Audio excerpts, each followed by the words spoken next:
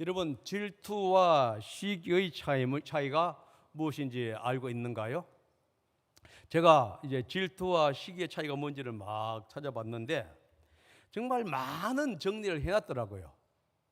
그래서 이걸 다 얘기하려 하면 아마 몇 시간이 걸릴 수 있을 만큼의 양이 있는데 그 중에서 가장 제 눈에 들어오는 정의가 있었습니다.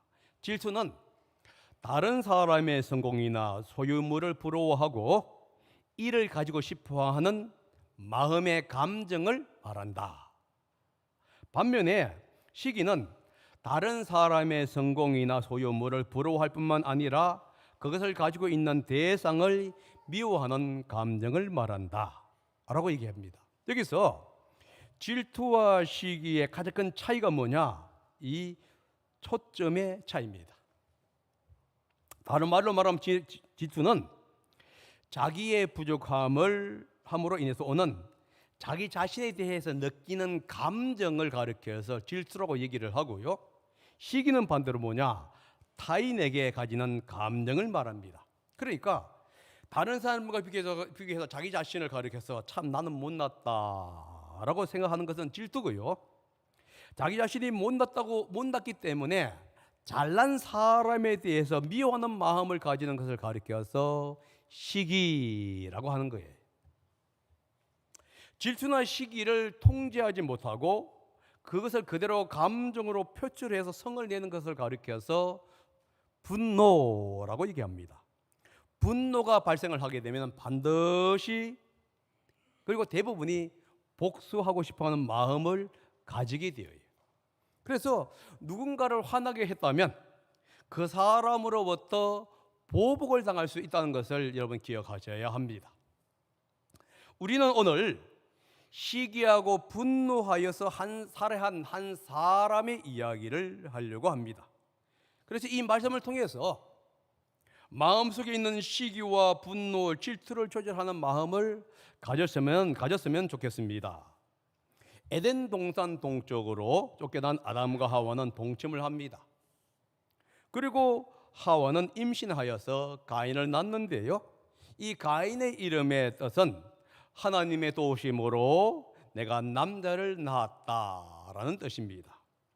그 후에 아담과 하와는 동침을 하여 아벨을 낳습니다. 그런데 아벨의 이름의 뜻에 대해서는 성경은 언급을 하지를 않습니다. 가인은 아버지의 직업이었던 농사를 짓는 농부가 되었고요. 반면에 아벨은 양을 치는 목축업을 하는 목자가 됩니다. 세월이 지나서 이 둘은 하나님께 제물을 가지고 옵니다. 가인이나 아벨이 바친 제물, 이 모두를 히브리어에서는 민하라고 하는 용어를 사용하고 있습니다. 민하는 온갖 종류의 선물을 의미하는 동사인데요. 이 동사가 일반적으로 다시 말해서 세속적으로 사용했을 때에는 윗사람이나 왕에게 충성과 복종의 태도를 보이기 위해서 바치는 예물이라고 하는 뜻을 가지고 있어요. 사무엘상 10장 27절에 의하면은 사울 왕을 멸시한 이스라엘 사람들은 사울에게 예물을 드리지 않았다라고 얘기합니다.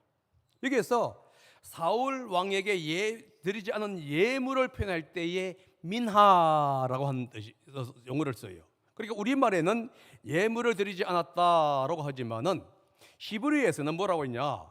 민하를 드리지 않았다 하는 의미입니다.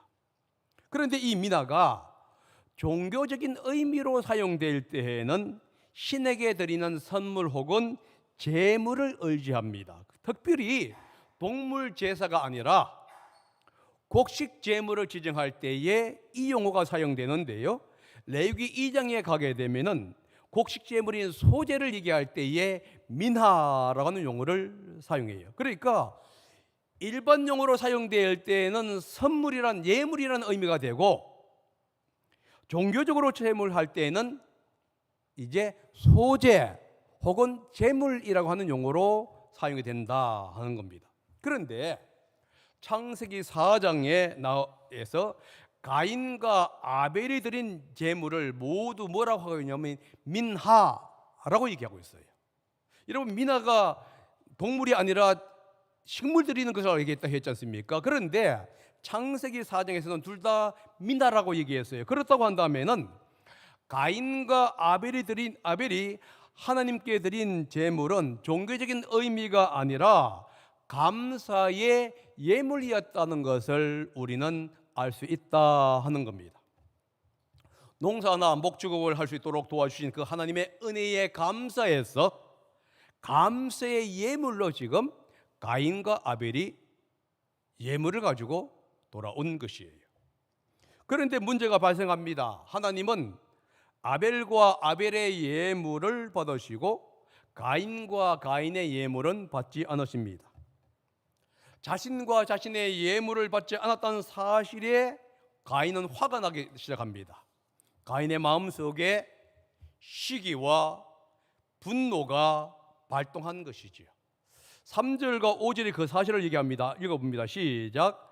세월이 지난 뒤에 가인은 땅에서 거둔 곡식을 주님께 제물로 바치고 아벨은 땅대 가운데서 맛배의 기름을 바쳤다. 주님께서 아벨과 그가 바친 제물은 반기셨으나 가인과 그가 바친 제물은 반기지 않으셨다. 그래서 가인은 몹시 화가 나서 얼굴빛이 달라졌다. 하나님이 아벨과 아벨의 예물은 받으시고 가인과 가인의 예물은 받지 않으셨다는 이유에 대해서 성경은 직접적으로 왜 그랬는지에 대해서는 언급하지 않습니다. 단지 우리가 읽었던 4절과 5절에서 하나의 힌트를 발견하는데요. 첫 번째 힌트가 뭐냐 하면은 아벨과 아벨에 바친 예물, 그리고 가인과 가인이 바친 예물의 차이가 있습니다. 성경은 하나님이 아벨의 예물은 받으시고 가인의 예물은 받지 않았다라고 기록하고 있지 않습니다. 뭐라고 기록하고 있냐면은 아벨과 아벨의 예물은 받으시고 가인과 가인의 예물은 받지 않았다라고 하시면서 아벨과 가인을 예물 앞에 두고 있다 하는 거예요. 그렇다고 한다면은 예물의 문제라고 하기보다는 예물을 드린 자의 마음이나 태도의 문제라는 것을 우리는 알 수가 있습니다. 예물의 종류보다 더 중요한 것은 뭐냐? 예물을 드리는 사람의 태도나 동기다 하는 겁니다. 가인은 올바르지 않은 마음의 태도나 동기를 가졌다는 것이에요.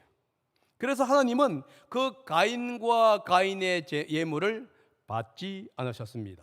그렇다고 한다면은 어떻게 가인의 태도나 마음가짐이 올바르지 않은 것을 알 수가 있을까? 첫째는 뭐냐면은 그의 예물을 통해서 알 수가 있는데요. 가인과 아벨 모두가 하나님께 민하, 예물을 드렸습니다. 그런데 성경은 이렇게 얘기합니다. 가인은 땅에서 거둔 곡식을 주님께 제물로 바쳤다. 반면에 아벨은 양떼 가운데 맛배의 기름을 제물로 바쳤다. 맛배의 기름이 게 뭐냐면은 첫째 새끼와 그의 기름이라고 하는 뜻이 있어요. 이 표현에 의하면은 가인과 아벨의 예물에는 차이가 있습니다. 가인은 자신이 재배한 곡식 중에 일부를 가지고 왔을 뿐이라는 거예요. 반면에 아벨은 첫 새끼와 첫 새끼의 기름을 예물로 드렸다라는 의미가 있습니다. 첫 새끼라고 하는 의미로 보았을 때 아벨은 자신에게 가장 귀한 것을 하나님께 드렸다는 것을 우리는 알 수가 있는데요. 후대 성경은 인간이나 동물에 처음 난 것은 하나님께 속하고 하나님께 제물로 바쳐야 한다라고 얘기를 했습니다. 곡식도 마찬가지입니다. 곡식의 첫 열매를 하나님께 제물로 바쳐야 한다 하는 규례가 있습니다. 그러니까 첫 열매는 뭐냐? 하나님의 것이고 하나님의 가장 귀한 것으로 여기는 것이다 하는 것을 성경은 얘기하고 있어요. 그런데 가인은 첫 것을 주님께 드리지를 않았다 하는 겁니다. 두 번째 아벨은 뭐냐면은 기름진 부분을 하나님께 드렸다라고 얘기합니다. 구약 성경 제사 제도에 의하면은 동물의 내장을 덮고 있는 기름은 인간이 먹을 수 없도록 규정이 되어 있습니다. 그것은 하나님께 속했기 때문에 그래요. 그래서 기름은 제단에서 반드시 태워야 하고 태울 때 나오는 연기는 하나님께 기쁨을 주는 향이었다라고 성경은 기록하고 있어요. 그렇다고 한다면 아벨의 예물은 첫 새끼와 기름이라고 하는 것을 의도적으로 성경에 기록했다고 였습니다. 그냥 아벨이 동물 중에서 예물을 드렸다 한 게 아니라 의도적으로 첫 새끼와 첫 새끼의 기름이라고 하는 용어를 이었던 이유가 뭐냐? 아벨이 지금 자신에게 가장 귀한 것을 하나님께 드렸다는 것을 지금 은연중에 문장 속에서 표현하고 있다 하는 거예요. 반면에 가인은 가장 귀한 것을 드린 것이 아니라 있는 것 중에서 일부분을 드렸습니다. 이것이 바로 마음의 자세나 태도의 차이에서 나왔다는 거예요. 다른 말로 말하면 가인은 하나님을 가볍게 생각했습니다. 가볍게 생각하기 때문에 있는 것 중에서 그냥 일부를 가지고 왔을 뿐이에요. 반면에 아벨은 하나님을 귀하게 여겼습니다. 그래서 자기가 갖고 있는 가장 귀한 것을 하나님께 드렸어요. 이게 무슨 뜻이냐? 추석입니다. 추석에 이제 어르신들이 없을 수도 있고 있을 수도 있습니다. 자, 어른들이 있다고 합시다. 여러분들이 어른에게 갈 때에 사전에 돈을 잘 정리해서 봉투에 딱 집어여서 가는 것. 그것과 가보니까 딱 보니까 어머님이 아버님이 돈이 필요해. 그래서 자기 숨의 주석도 보니까 돈이 있어. 그것을 집어주는 것, 이거 차이예요. 똑같은 돈일 수 있는데 마음의 차이가 있습니다. 처음부터 생각하고 갔다는 것은요, 어머니에 대한 마음이 있었던 거예요. 근데 두 번째는요, 가보니까 필요한 것 같아. 그래서 주섬주섬 지어되었던 거예요. 이게 차이입니다. 아벨은 하나님에 대한 가치가 있었던 거예요. 그래서 자기에게 가장 귀한 것을 드려도 전혀 부담이 없을 정도로 귀한 분이었기 때문에 최고의 것을 드렸고, 가인은요 그 하나님을 경히 여겼습니다. 그러니까 가보니까 드려야 하니까 그냥 주머니 속에 주섬주섬 였던 것과 똑같다 하는 겁니다. 여러분, 하나님께 예배를 드리기 위해서 나올 때, 예배 자리로 나올 때 우리는 먼저 올바른 마음의 태도나 동기, 자세가 필요하다는 거예요. 가장 귀한 분에게 나아가는 마음의 자세와 태도를 가져야 합니다. 선거 유세하는 사람들의 얼굴 한번 보기 위해서 가는 것과 같은 태도나 자세가 아니라는 거예요. 가장 존귀하고 가장 귀하신 분께 나아간다고 하는 마음의 자세와 태도를 가지고 주님께 나올 때에 하나님은 그 예배를 받으신다 하는 겁니다. 그게 아니라 일주일이니까 안 가면 내 마음이 찝찝하니까 하는 마음으로 나온다고 한다면 하나님께서는 여러분들의 예배를 드리면서 마음이 찝찝하게 받으신다 하는 것이지. 제물보다 중요한 것이 뭐냐? 제물을 드리는 사람의 마음과 태도라는 것을 지금 성경이 얘기합니다. 두 번째, 가인은 자신의 감정을 조절하지 못하는 것에서 볼 수가 있습니다. 가인은 자신과 자신의 제물을 하나님께서 받지 않자 화가 났어요. 얼굴빛이 달라졌다 이거예요. 하나님의 면전 앞에서 얼굴이 울그락불그락한 거예요. 그런 가인을 보고 하나님은 뭐라고 했냐면, 어찌하여 네가 화를 내느냐? 얼굴빛이 달라지는 까닭이 무엇이냐라고 질문을 합니다. 이 질문은 하나님이 아담이 하나님을 피해 숨을 때 아담아 내가 어디에 있느냐라고 질문하는 것과 유사한 질문이에요. 지금 하나님은 아담에게 한 것처럼 가인에게 너의 잘못이 어디에 있느냐 한번 생각해 보라 하는 의미입니다. 가인에게 너의 분노의 원인이 무엇인지를 생각해 보라는 거예요. 너의 분노의 원인을 파악하고 너의 감정을 조절해야 할 필요가 있다는 것을 지금 얘기하고 있는 거예요. 이 사실을 어디서 얘기하고 있습니까? 7절입니다. 7절에 이렇게 얘기합니다. 내가 올바른 일을 하였다면 어찌하여 얼굴빛이 달라지겠느냐. 내가 올바르지 못한 일을 하였으니 죄가 너의 문에 도사리고 앉아서 너를 지배하려고 한다. 너는 그 죄를 잘 다스려야 한다. 내가 올바른 일을 하였다면 어찌하여 얼굴빛이 달라지느냐. 이 질문은 하나님께서 가인의 예물을 받지 않은 이유에 대해서 대한 답이기도 합니다. 하나님은 가인과 가인의 예물을 받지 않은 이유가 뭐지요? 가인의 삶이 하나님이 원하는 삶이 아니었다는 거예요. 다른 말해서 그의 삶이 올바른 삶이 아니었다는 겁니다. 그래서 하나님께서 뭐라고 있느냐? 내가 올바른 일을 했다면, 너의 삶이 올바랐다고 한다면은 내가 어찌 너의 재물을 안 받겠느냐? 그런데 그렇게 안 했지 않았느냐? 너 그렇게 얼굴이 우그락불그락 내 면전에서 하는 것이 과연 올바른 것이냐? 라고 지금 질문하고 있다 하는 겁니다. 하나님은 가인에게 뭘 얘기하고 있습니까? 질문을 하면서 너의 자신의 삶을 한번 돌이켜 보아라 라고 얘기하고 있는 거예요. 가인은 자신의 삶을 돌이켜 볼 필요가 있었습니다. 자신의 예물에 무슨 문제가 있는지, 자신의 삶의 현장에서 무슨 일이 있었는지를 생각해 볼 필요가 있었다는 거예요. 자기가 왜 시기하고 분노하는지에 대해서 한번 생각해 보아야 되고, 그것이 만약에 하나님께서 보았을 때 잘못되고 있다고 한다면 고쳐 나가야 한다는 겁니다. 하나님은 가인의 올바르지 못한 삶을 지금 지적하고 있습니다. 그리고 나서 이렇게 얘기하고 있습니다. 죄를, 다시 말해 시기와 분노와 같은 죄를 다스리라고 얘기하고 있지요. 내가 올바르지 못한 일을 하였으니 죄가 너의 문에 도사리고 앉아서 너를 지배하려고 한다. 너는 그 죄를 잘 다스려야 한다. 지금 가인의 마음에 분노가 가득 찼습니다.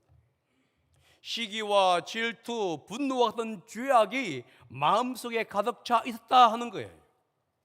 그래서 하나님은 뭘 얘기하고 있습니까? 시기와 질투, 분노와 같은 죄를 통제하고 다스려야 한다는 것을 얘기하고 있는 거예요. 왜냐하면 그 죄가 지금 가인을 지배하려고 하는 겁니다. 가인의 마음속에 있는 시기와 분노가 가인을 통제하려고 하는 거예요. 가인이 이 마음을 다스려야 합니다. 왜냐하면 이 분노가 표출되는 순간 더 큰 죄로 이어지기 때문에 그래요. 여러분, 죄가 너희의 문 앞에 엎드리고 있다. 이 표현이 뭐냐면 사자가 먹이를 잡으려고 지금 움츠리고 있는 모습이에요. 조금만 허점을 보이면은 뒷발을 팍 차고 달려가는 그 모습입니다. 다시 말해서 가인의 시기와 분노 죄악이 먹이를 사냥하는 사자처럼 가인을 통제하고 있는 그 모습을 지금 생생하게 그리고 있는 거예요.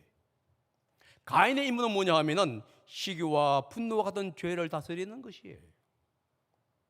여러분, 우리 성도들 마음속에 자신의 마음속에 시기와 분노, 질투가 있다는 사실을 기억하셔야 합니다. 그런데 그 시기와 분노를 여러분들이 다스릴 때만이 여러분들이 하나님과 올바른 관계를 맺을 수 있는 것이에요. 그리고 하나님과 올바른 관계를 맺을 때야만이 비로소 하나님은 우리의 예배를 받으신다는 겁니다. 그런데 우리 마음속에 있는 시기와 분노와 이런 좌절 같은 마음들이 순간 우리를 통제하려고 하고 언제든지 뛰쳐나오려고 하고 있습니다. 제가 얼굴 보니까 이 아내에 대해서 많은 것이 있는 것 같아요. 그 아내들도 남편에 대해서 있는 것 같아요. 보여. 근데 여러분, 이거 통제하셔야 한다는 겁니다. 부모들은 자녀에 대해서 이런 마음을 통제해야 합니다.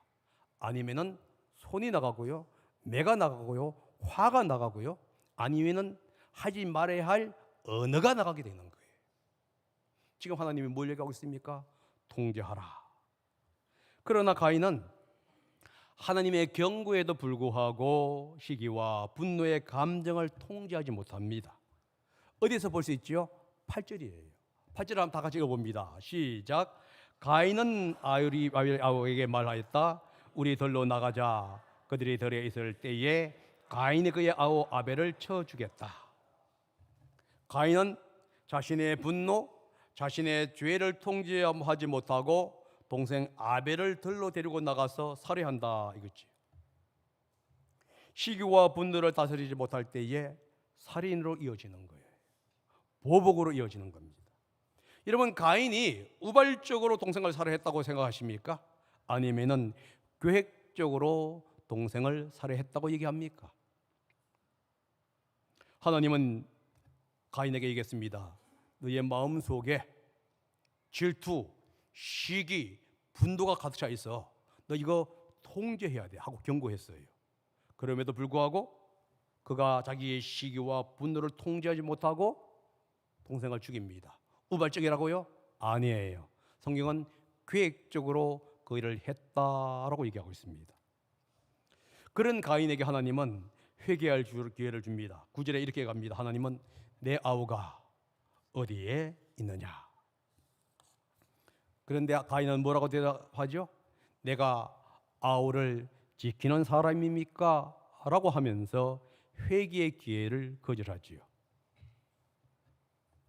가인은 동생 아벨에 대한 책임이 있었다는 거예요. 왜냐하면 아벨은 그의 형제이기 때문에 그렇습니다. 그러나 가인은 죄와 분노로 인하여 동생에 대한 책임을 부정합니다. 그리고 살해해 버려요. 그것이 뭐죠? 문 앞에 도사리고 있는 죄, 악한 마음을 통제하지 못했기 때문입니다. 우리 그리스도인들은 자신뿐만 아니라 이웃에 대한 책임이 있습니다. 하나님은 우리를 공동체의 일원으로 살아가도록 했습니다. 그렇다고 한다면 공동체의 일원으로서 자신의 의무나 책임을 부정하거나 부인하는 것은 죄가 된다는 사실을 기억해야만 합니다. 가정에서의 책임도 있고 직장에서의 책임이 있습니다. 학교에서의 책임이 있고 사회에서의 책임이 있습니다. 하나님은 우리가 속해 있는 공동체 속에 일원으로 책임을 지라고 한 거예요. 그 책임을 우리는 감당을 해야 한다는 겁니다. 목장과 교회 재개의 책임도 마찬가지입니다. 성도는 하나님의 성전이고 교회의 지체입니다. 지체라고 한다면 다른 지체에 대한 책임이 있는 것이지요.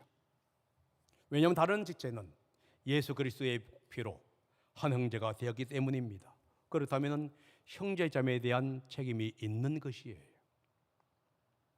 목사로서의 책임이 있는가 하면은 사역자들의 책임이 있고요.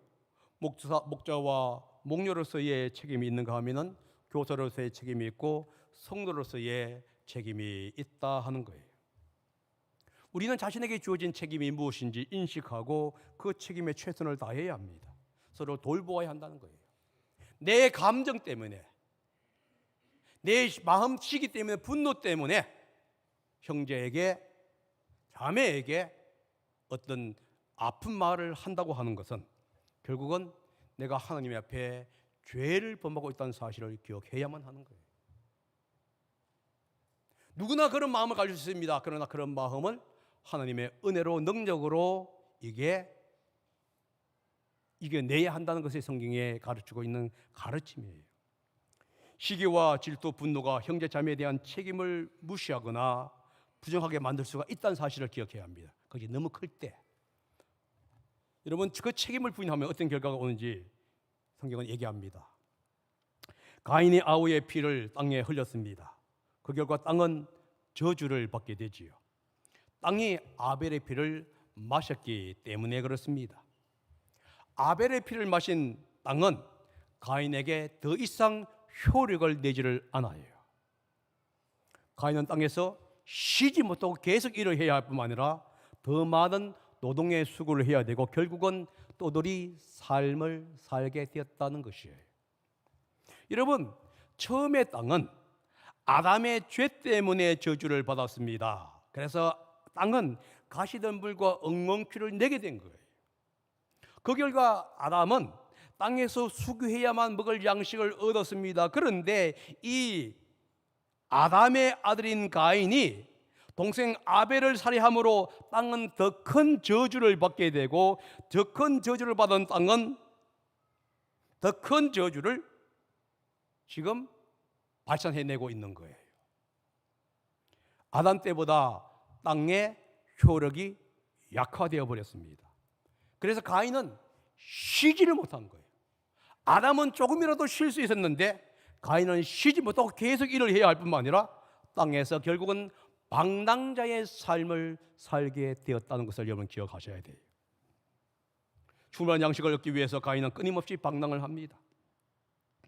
16절에 의하면 가인은 비옥한 땅에서 추방되고 동쪽으로 도망가야 했다고 얘기하지요. 성경 이렇게 얘기합니다.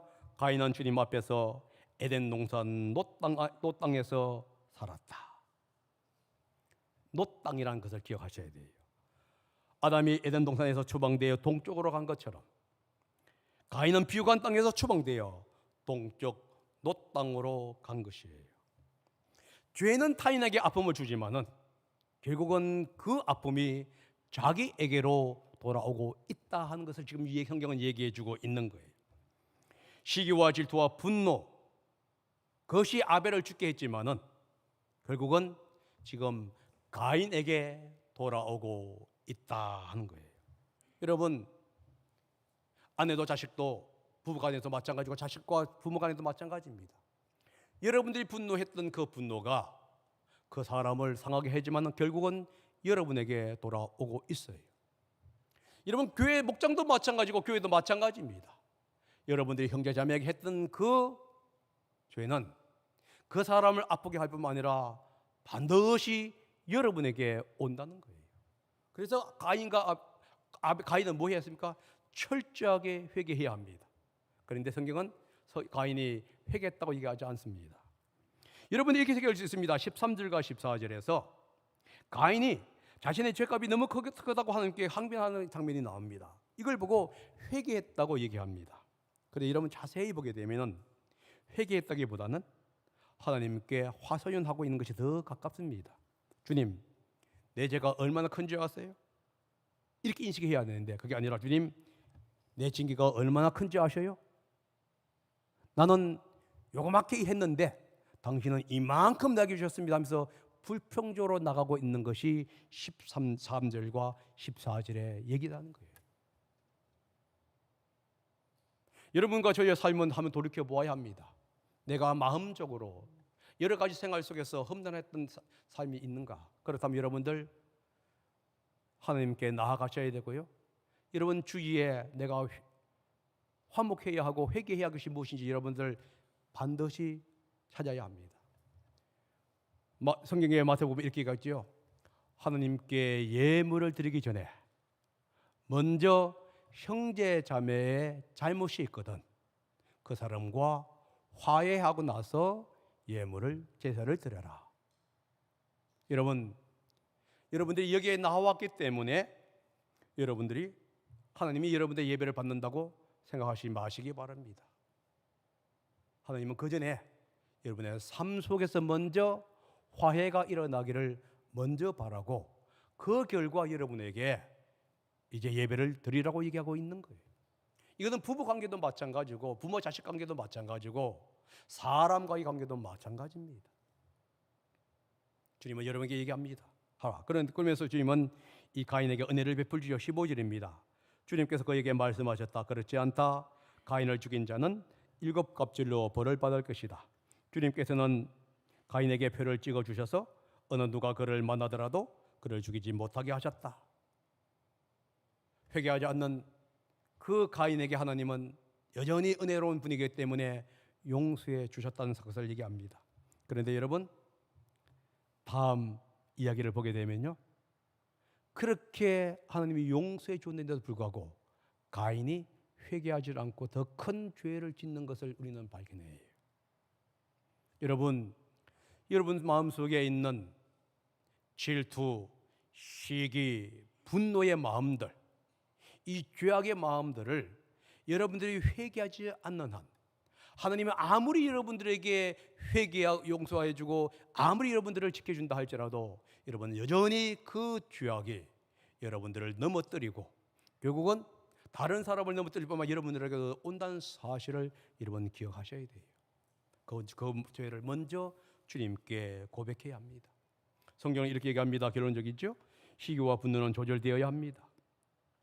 시기와 분노가 가득한 사람은 그 시기와 분노를 마음대로 발산하게 한 결과 파멸을 이루게 됩니다. 그것이 가인이었어요. 가인이 동생 아벨을 살해한 이유가 시기와 분노 때문입니다. 시기와 분노는 우리 마음속에 가득 차 있습니다. 특별히 추석 명절 때 혹시 집으로 가게 되면은 내 혼자만 고생하고 다른 사람은 고생하지 않는다고 하는 그 마음이 여러분들의 마음에 가득 차는 순간 여러분들 어려워집니다. 내 한 사람의 수고로 다른 사람이 편히 쉴 수 있다는 마음을 여러분들 가지는 것이 그리스도인의 마음의 자세예요. 시기와 분노는 다른 사람에게 피해를 줍니다. 그리고 그 대가가 자신에게 돌아온다는 것을 기억하시고 여러분들 시기와 분노를 통제하시기 바랍니다. 그리고 그런 마음이 있으면 주님 앞에 내려놓으시면서 주님으로부터 그 마음을 통제하게 해달라고 기도하시는 제가 되고 우리 성도님들이 되시기를 예수님의 이름으로 부탁드립니다. 기도하겠습니다.